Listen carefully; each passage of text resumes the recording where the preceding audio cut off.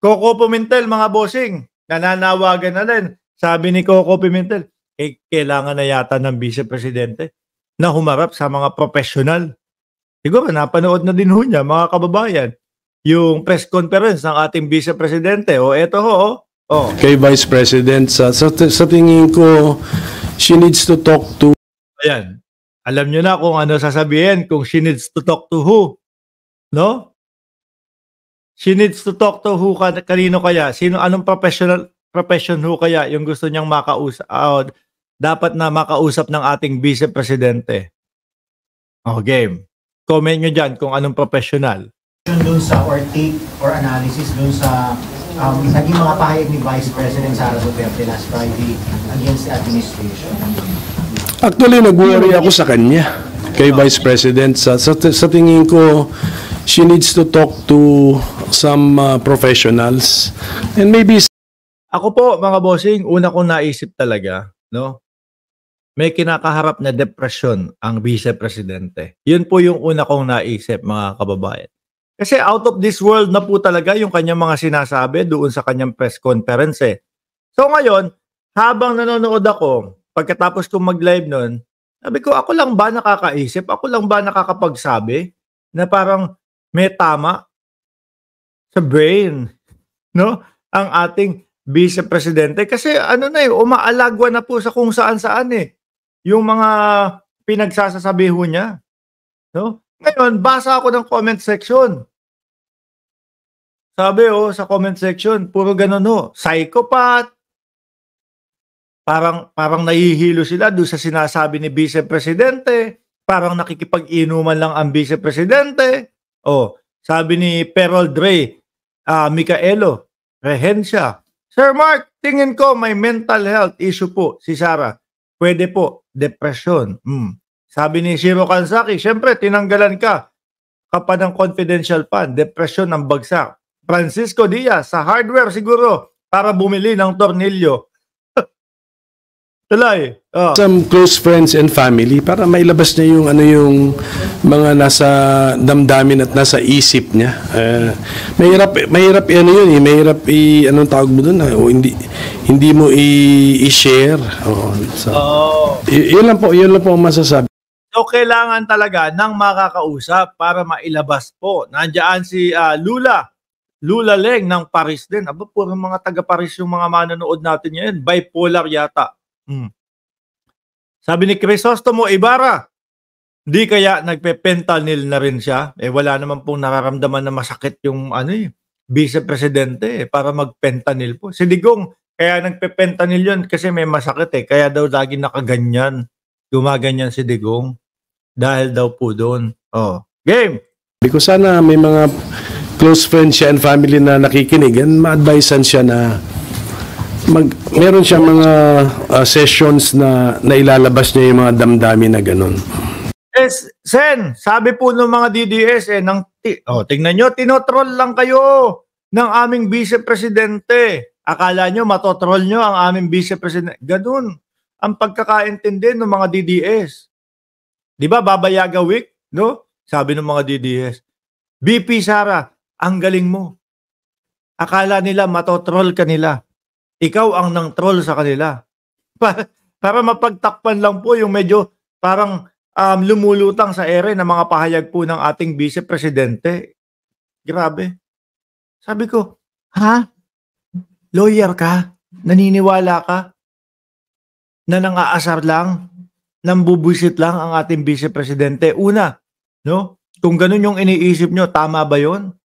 Na ganun ang naging asal ng Vice Presidente? Aba po, mga kababayan, ang profession po ni Inday Sara Duterte ay Vice Presidente. Mga bossing. Pangalawa po, sa pinakamataas, pangalawa po, sa pinakaseryosong pwesto, no? Sa gobyerno. Tapos ganun yung makikita natin. Ganun yung maririnig natin mga kababayan. Baka may tama na kayo sa ulo. Baka pati kayo mga DDS, may sapak na. Biruin mo, lawyer pa yung nabasa akong gano'n, no? Tapos yung isa naman, sabi, sige, atakihin. Alam nyo, idol yun ni Jordan G. Kaibigan niya yung lawyer na yun. Sabi, o sige, atakihin nyo na, no, ng ad hominem si VP Sara. Paano, ano talagang atake ng, ano doon, ng mamamayan doon? Talagang ad hominem talaga, talagang aatake sa kung ano yung nakita. Doon sa pinagsasabi ni VP Sara. Oy, Jordan G, magkomento ka dyan. Ang binabanggit ko dito yung sinabi ko sa iyo. Tingnan mo, di ba? Ano mo to? Idol mo to? Hindi nagko-komento. Idol niya yung lawyer na yun, na DDS. Oh. Tuloy. Bakit, sir? Bakit gano'n ang advice niyo? Hindi siya usual eh. Yung mga nasabi niya, hindi usual po yun. At saka hindi rin yung na-verbalize niya yung naisip niya. Pero yung naisip niya, hindi usual eh. So, siguro kailangan meron siyang makausap na mas madunong sa atin. Oh. Pero mo ba naman kasi, sasabihin mo yung mga yon, mga bossing, no? Nagpatawag ka ng press conference, lahat tayo, nako, sasagot na ang Vice Presidente. Yung iba sa atin, medyo kinakabahan, no? Baka ano na to baka ito na yung banat ni VP Sara sa ating Pangulo na talagang mawiwindang tayo Oh, ganun din yung iniisip ng mga DDS. Ako naman, iniisip ko, sasagot na to about sa mga confidential fund, etc., etc. Yung pala, ayun, maritesan lang. No? Sabi ni Frozen Soul, kapag may tama na sa utak, huwag nang haharap sa media.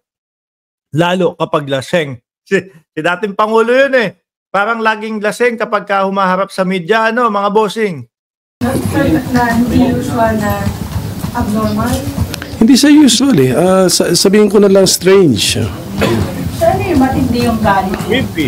Hindi ko nga alam. Kaya kailangan niya may kausap siya na mas madunong pa sa akin. Kasi abogado naman ako. Baka ibang field ang kailangan kausap ni VP. Ayaw pa sabihin, psychiatrist. No? Yung mas may dunong kay Coco Pimentel, pag-usapang utak. Pag-usapang behavior. Di ba? Syempre lawyer yan. Mga batas at kung ano-ano pa po. Yung kapag pagbasa ng isang tao, no? Pagbasa ng isang anyo ng tao, ang pinag-uusapan psychiatrist ang kailangan nun, mga bossing. Di ba? Lalo na usapang isip. But of course, family can also help. So, dapat may close family, friends, relatives kausapin. Or professional or doctor?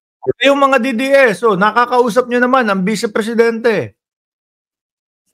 Sabihin nyo na, BP, parang nasa alapaap tayo nung nagsasalita ka. Miski kami, hindi namin alam kung saan pupunta yung mga sasabihin mo. Meron kang puputulan ng leeg. Pero mga kababayan, medyo parang natatawa-tawa lang po tayo sa mga ganong pahayag ng ating Vice Presidente. Pero kung lalaliman po natin yung ating pagkakaintindi at pag-unawa po doon sa mga binitawang salita ng Vice Presidente, nakakabahala po. No? Nakakabahala para sa ating bansa, lalong-lalo na po sa ating Presidente Marcos, mga kababayan. Professional niya. Sige. May danger ba yun sa government natin o dati ng ganito yung situation na magkalaban ng Vice President at ng Governor? Hindi ako nakatingin ako sa positive mabuti nga itong ganito ka attentive to detail ang ating Vice President and willing to criticize the administration kasi nagkakaroon tayo ngayon ng check and balance. At least may check. Merong isang tao dyan na nababalansa Kaso hindi yun po yung narinig natin, sir Ang narinig ho natin, parang out of this world talaga yung kanyang mga sinabi at parang maritesan lang po, no? Okay sana, check and balance. Saglit lang. Medyo merong sasabihing hindi panig sa presidente ang Vice Presidente. Okay sana no? Kaso yung kanya pang maritesan lang po, sir. Na-anunsyo niya sa buong bansa, sa buong mundo na andyan siya to check the administration. So, that's a welcome development sa isang demokrasya that there is someone, some party, some group checking the administration. Diretsuhin mo na. kailangan magpatingin ng ating Vice Presidente kung siya ay may problema, no, na kinakaharap sa pag-iisip. O, ganun po yung ibig sabihin po ni Senator Coco Pimentel, mga kababayan eh. Anyway, bugbog sarado na po ang Vice Presidente. Iwan na po natin, mga kababayan.